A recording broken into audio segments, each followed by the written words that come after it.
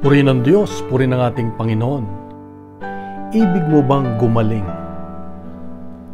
Maalala ko pag ako ay nagpupunta sa doktor at chinecheck yung aking mga high blood, yung aking sugar sa katawan, ay sabi ng doktor na nasobrahan mo ito, uminom ka ng gamot. Ito yung prescription, bumili ka at inumin mo. Kung minsan, mataas pa rin ang high blood, mataas pa rin ang sugar at nahihilo. At hindi malaman ng doktor kung ano ang dapat gawin.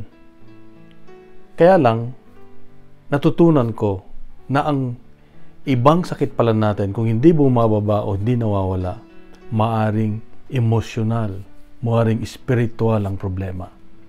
Dito pumapasok ang Diyos. Na ibig sabihin, pag tayo lumapit sa Diyos, ang kagalingan na ibibigay niya sa iyo ay naiiba. Kunwari, sabihin mo, Lord, mataas ang aking high blood lagi. Ano bang gagawin ko? Gusto kong gumaling. Sasabihin niya sa iyo, nagpatawad ka ba? Kinausap mo na ba yung tao na naiinis ka? Hindi ka makatulog.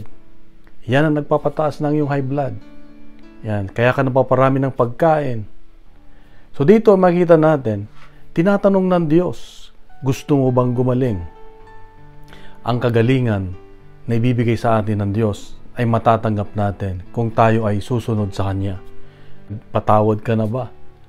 Kaya mo bang mahalin o tanggapin yung mga taong ipinagkatiwala niya sa iyo? O nagdereklamo tayo? Yung trabaho na binigay sa atin, ginagawa ba natin ng maayos? O para bang wala lang, hindi natin binibigyan ng importansya? Marunong ba tayong magpasalamat sa mga binibigay niya sa atin? Tandaan natin na lahat ay pinagkatiwala ng Diyos. So, ibig sabihin, kung meron tayong pusong mapagpatawad, meron tayong pusong mapagpasalamat sa Diyos, ay sigurado yung anumang sakit na nasa atin ay mawawala. Handang-handa ang Diyos na ibigay niya sa atin ang kagalingan. Kaya lang, nasa atin ang pagdesisyon, paggawa.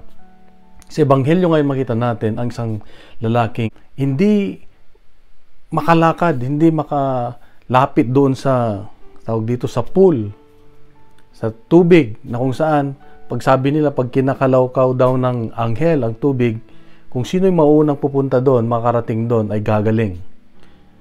Sabi ni Lord, ibig mo bang gumaling? Sabi ng lalaki, Lord, wala namang kasing magdadala sa akin doon eh. Hindi ako makakaabot pag kinala ko dahil pilay ako. Kung minsan, ganun din tayo. Minsan, para bang meron tayong katwiran lagi.